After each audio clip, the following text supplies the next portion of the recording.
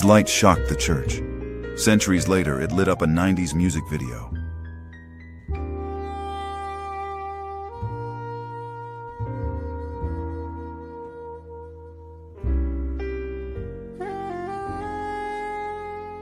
He painted young men with a lute.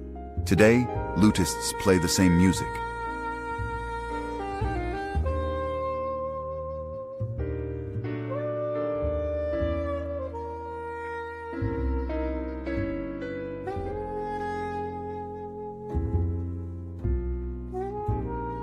His baskets of fruits and veggies could now be posters for healthy living.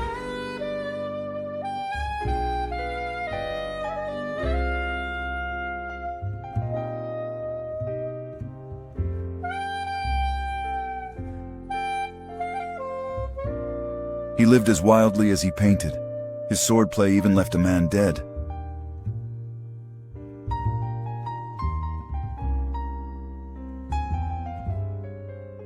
Welcomed here as a knight, he slipped away as a fugitive.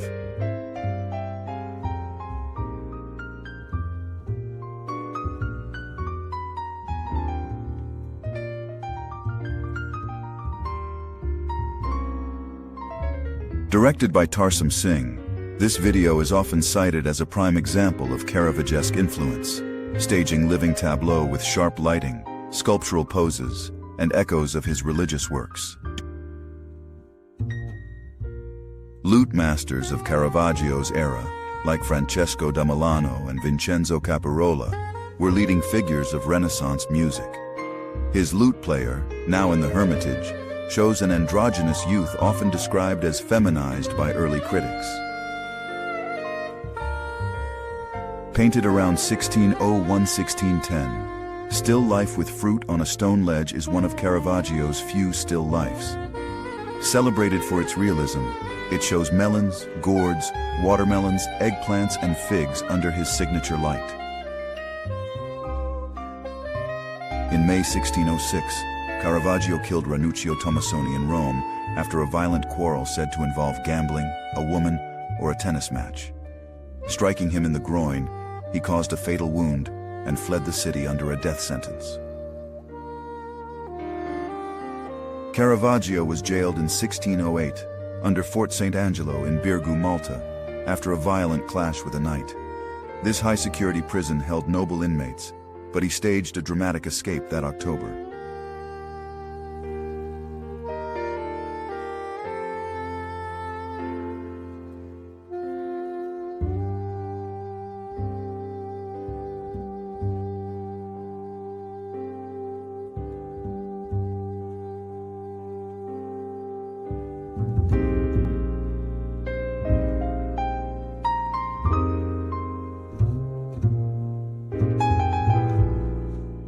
He inspired a famous ballad by American singer Don McLean that opens with Starry, Starry Night and sold millions of copies.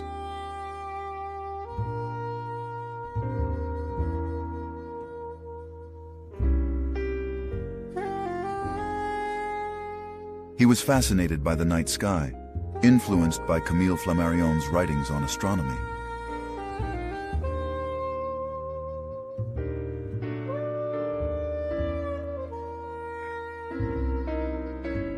At 20 in London, he lived here where he fell in love with his landlady's daughter, Eugenie Lawyer, but his affection was never returned.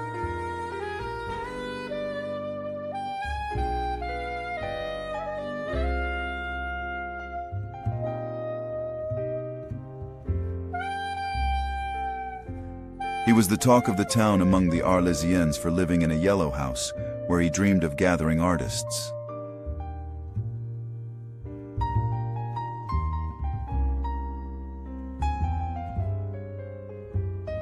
His wheat fields, painted with thick impasto and swirling brushwork, became powerful meditations on life and death.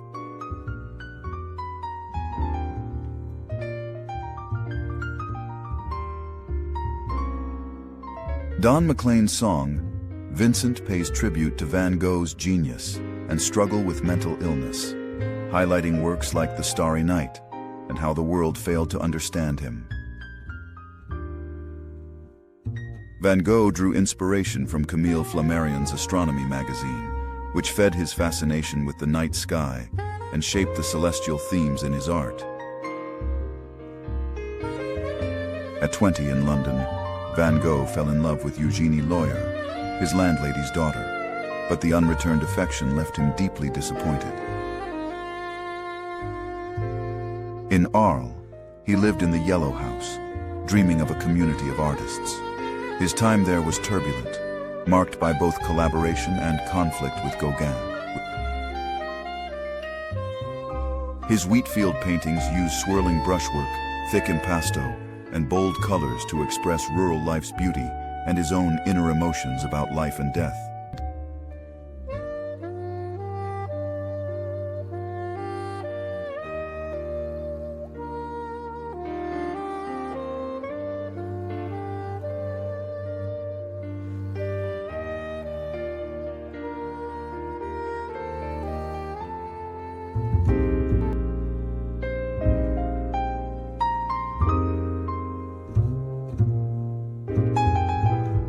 The Modern Lovers wrote a song about him, later covered by David Bowie, portraying him as magnetic with women, unlike ordinary men.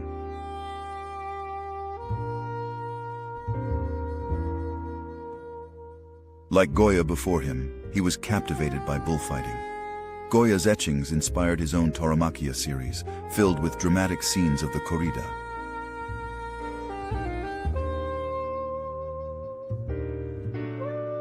In Paris, he worked with Coco Chanel on Jean Cocteau's play Antigone. He designed masks and sets while Chanel created the costumes.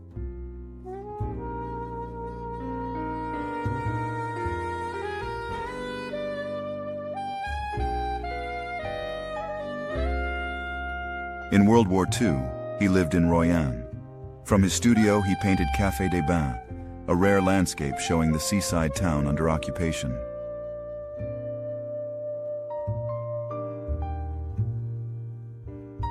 He made the striped Breton shirt his trademark.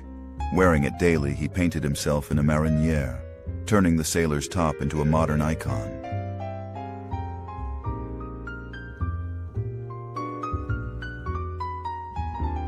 Jonathan Richman and the Modern Lovers released the song Pablo Picasso, later covered by David Bowie on his 2003 album, Reality.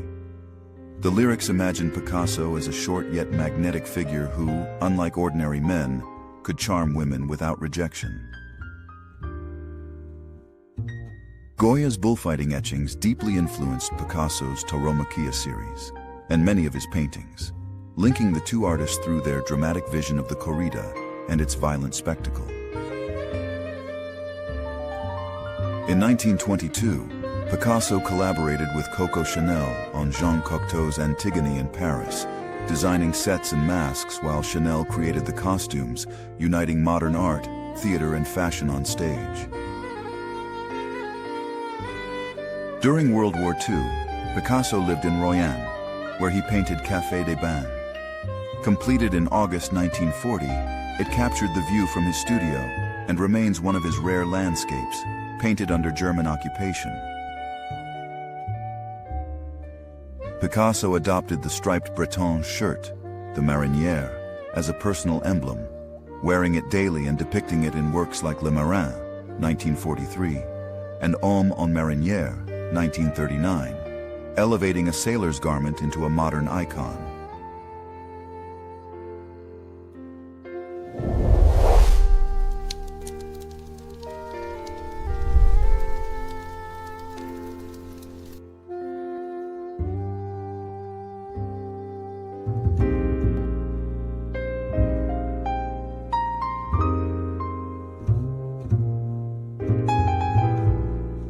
He made Campbell's soup cans into icons of modern art, even joking he ate the soup every day for years.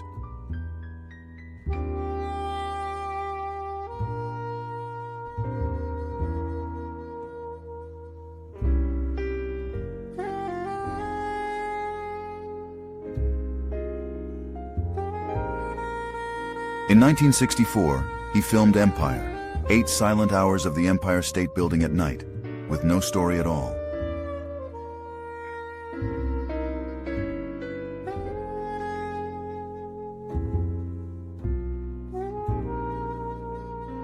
He managed the Velvet Underground, produced their first album, and designed its banana cover.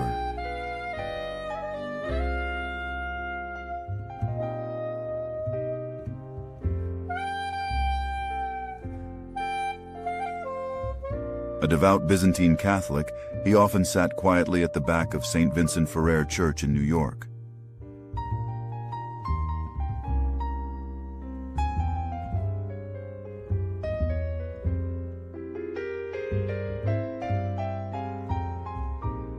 In 1985, he used the Amiga 1000 computer to create digital portraits and reimagine his soup cans.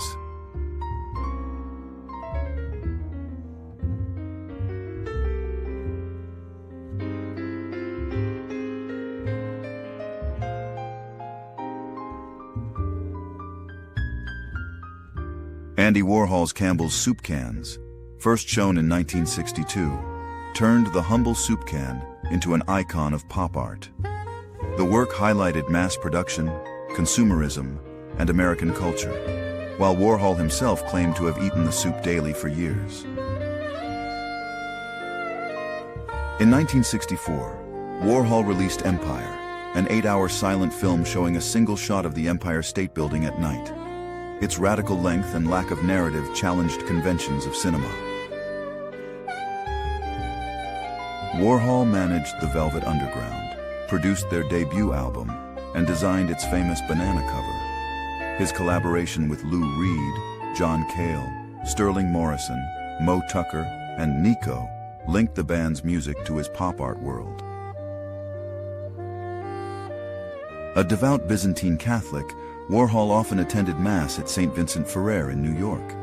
He sat quietly at the back, avoiding communion, and later admitted he felt self-conscious crossing himself the Orthodox way. In 1985, Warhol embraced digital technology, using the Amiga 1000 computer to create artworks. Among them were portraits of Debbie Harry and digital versions of his soup cans, early experiments in computer-based art.